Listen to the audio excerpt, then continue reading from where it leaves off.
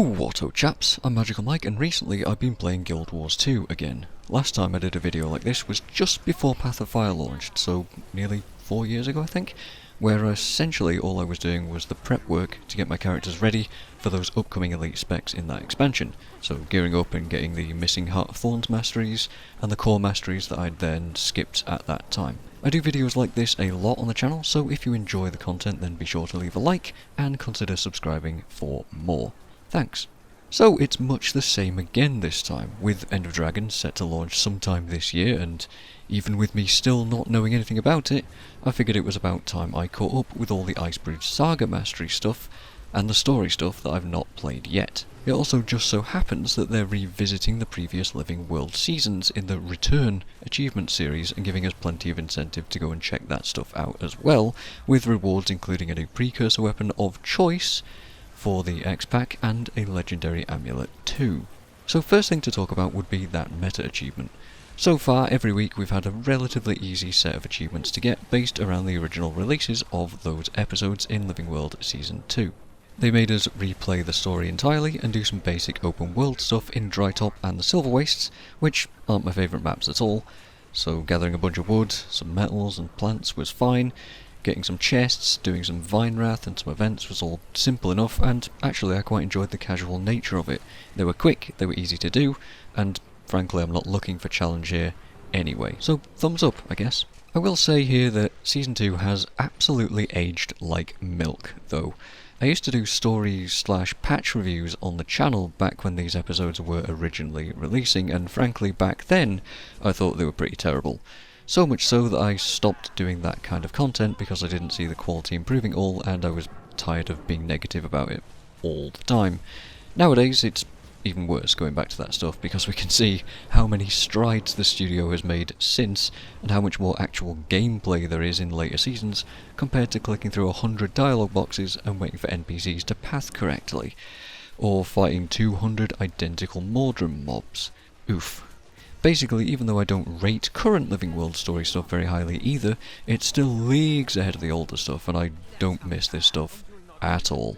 Anyway, since the meta achievement is going to take us all the way through the Icebrood Saga, and everything in between now and then, I figured I should actually play through the stuff that I've skipped out on since Shadow in the Ice, and, you know, the storytelling has improved, but I still can't bring myself to care about the story itself or its characters. Gameplay around here has been okay, talking Icebrood Saga stuff. I think Drizzlewood Coast is a decent map for always having stuff to do and a large amount of objectives, and the fights in instances have been pretty decently put together. The story itself though took a humongous nosedive with the finale, and while I'm not particularly upset about it, I do think it's pretty rubbish just offing two dragons like that after a mixed build-up of like, oh hey, the Jormag stuff is pretty good, and then, oh here's oh never mind, he's dead. Yeah, not great.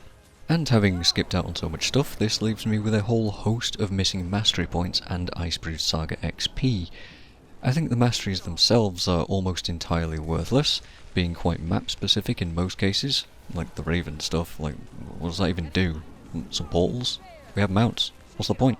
I mean, yeah, Drakkar and stuff like that, but I don't play Drakkar.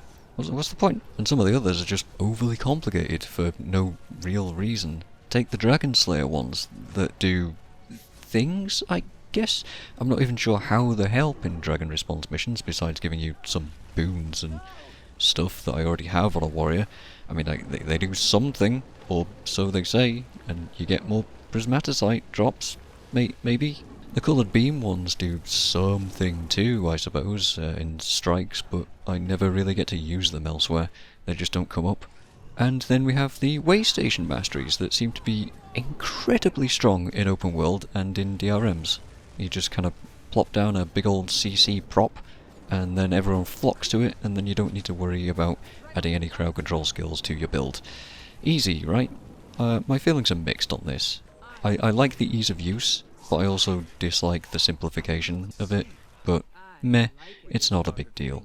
As opposed to Path of Fire, the mastery points for the Icebrood Saga have been a bit of a struggle to get. They've been locked behind quite a variety of achievements, but at this point I barely remember what I've had to do for the most part for them, apart from forcibly dodging the dragon attacks 25 times each in Dragonstorm, and bits and pieces of collecting and clicking on stuff and spamming Drizzlewood a whole lot, which at the moment is what I actually need to do, and I'm not really looking forward to it. While it is an okay map, as I've just said, I don't really like running around in open world Zerg content very much, and especially not grinding it quite so much for the 5,000 accommodations for each Legion thingy. Which is a shame, because there's plenty to do, and XP seems to come fairly quickly there, although I have a small inkling that it is a little nerfed compared to the other maps like Grothmar and Biora. And since I've needed loads of that XP to finish the masteries, it has been a mix of Drizzlewood and those other two maps, also strikes and DRMs. Strikes, though, are pretty dead content, it seems. If it's not the easy 3 or the rare quick 5 groups that I find in LFG, I don't really get to play them much beyond a few dailies. Whisper of Jawmag seems too hard for most pugs, for some reason, and forget the Bone Skinner, because you have to dodge left a few times. Whoa! Nuts.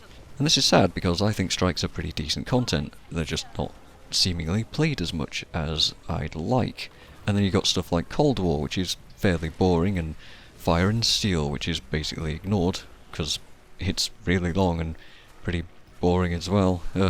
Which means, whenever it's part of the weekly chest, I have to slowly solo it, and it's just not an engaging mission. Also, speaking of the Strike weekly chest, what an abomination of a currency system they've worked out here. Why is it so complicated to open this? You need 3 profit crystals of the right colour that week, red, green or blue, and then you get these from dailies or by trading 20 profit shards, which are also used for buying other stuff. And then there's also the Mist Cape fragments, which I've been collecting, but they were locked behind some other collection that I had to do first, and I couldn't get progress towards that yet, and what? Why is this not just a chest I get to open if I do 5 strikes that week? Surely it could have been that simple, but I guess not, right? Anyway, and then we have DRMs, or Dragon Response missions, which feel a lot like Quickfire Guild Wars 1 missions in a way. I'm kind of spamming them at the moment because I can solo them all okay with all CMs on a warrior, apart from Snowden, which I've only managed to do once, and they give a surprising amount of XP, and they're also daily.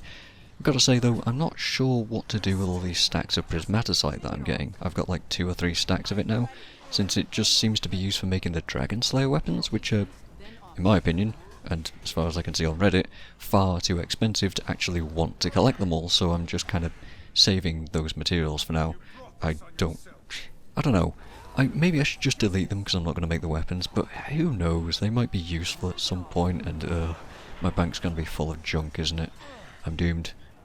DRMs themselves, though, I'm quite surprised by. I thought that I would hate them because they aren't that much more than glorified open world events in my opinion, but I'm kind of enjoying the fast-paced feel of them with those timer challenges. Some of the mechanics are fairly questionable though, like the Caledon Forest boss resetting if you die, and that being the only boss to do so in my experience. Actually, maybe the Thunderhead one does that too, but I haven't failed it yet, so I don't know. I think I read that somewhere. But the Caledon boss has this really punishing frostbite area effect and chill AoE spam that make you die quite often, in my experience. Unless using a Condi build, which makes it a fair bit easier because of the fire buffs, but even then, like, you need mobility, you need dodges, you need stun breaks, you need crowd control. There's a lot that you need for that boss, and it can be a little overwhelming if you're not prepared for it, which I wasn't the first time. It took me 40 minutes to kill that thing, which I'm not happy to admit, but there you go. The Fireheart Rise boss is fairly annoying too, forcing me to disengage a whole bunch to reset cooldowns, and the defend event before it being utterly overkill on how many destroyers they ask you to kill. A little ridiculous. The boss, as well, at least does not reset if you die, because it's just stuck in combat forever, and the waypoint is literally right there, so hey. And then of course there's Snowden, which I mentioned before, which seems unreasonably tight on the timer, and only the timer. Everything else seems fine, really. But it forces a long escort event and a fairly rough boss that phases a whole bunch of times, like twice maybe, and spawns 3 elites each time it does that. Not a fan of that one, but every other DRM is pretty decent to solo. As a spellbreaker and a berserker, I've had to fiddle around with builds and weapons quite a lot to find a good balance of utility to solve the DPS/survivability/crowd control balance problems, and currently I'm running the heal on dagger offhand attacks trait, for survivability of course, axe main hand for the DPS, and then mace/axe for the crowd control, and whirling axes for more DPS as well. And then on my utilities I've got a whole bunch of crowd control, and I've got break enchantments to abuse the tough enemies CM, because when they spawn with a whole bunch of boons, I can press one button on a short cooldown, it's like 15 seconds, and it does 30k damage most of the time, which one-shots all of the trash, which allows me to then focus on the veterans for a few seconds, and Bob's your uncle really, easy peasy. As for the bosses, I then swap to Berserker DPS for standard stuff, and that works out most of the time, with utilities being mostly crowd control. I've got Bull's Rush, Wild Blow and Headbutt for break bars, and then Shake It Off for the occasional mistake or condition that I have to deal with. I then just spam Greatsword Bursts and Mobility attacks, and frankly the build is very strong. It's very easy to keep yourself alive mostly by just spamming damage out. A couple of the bosses I do swap to a basic Condi build as well, like the Caledon Forest one and someone that I can't remember, but they're both about the same. Caledon's nice to do it on because it's slightly easier with a longbow and the sword to be able to jump between the bonfires, and of course the fires do add a burning buff to you, which is boosted by having a condition build, so that's nice. And that's what I've been up to recently in Guild Wars 2. I kind of want to go for legendary armor as well, but I need to see how the armory is going to work to make a proper decision on that, since I'm going to need an absolute ton more gold for it too. If ANET make it so skinned armor shares those skins across characters, it's going to ruin my whole desire for it, since I use cultural armor on my heavy armor characters, which therefore wouldn't work on all my different races. So fingers crossed that it actually does work like I would like it to, because I'm really hoping we don't have another build template on our hands, which, you know, in the back of my head might be an issue, might be kinda not working like we want it to, but they haven't shown it to us yet, so I can't really comment. So I don't know, but in the first place I need like 1,000 more gold to actually do that stuff, and I need to actually get back into raids somehow without even having a team, which isn't really going to work. I'm also stuck on NA servers, which is kind of a struggle, so yeah, I'm really torn on the idea of legendary armor, to be honest, but if I was to go for a goal right now, it would be that, or probably just another weapon. Who knows? Depends on the armory. So, there you go. Anyone else been getting back into the game recently? Have you guys got any goals that you're working on in Guild Wars 2? Because let me know, it's interesting to hear with my seemingly random cyclical playtime. I wonder if you guys have similar experiences. Cheers for watching, and I'll see you guys next time.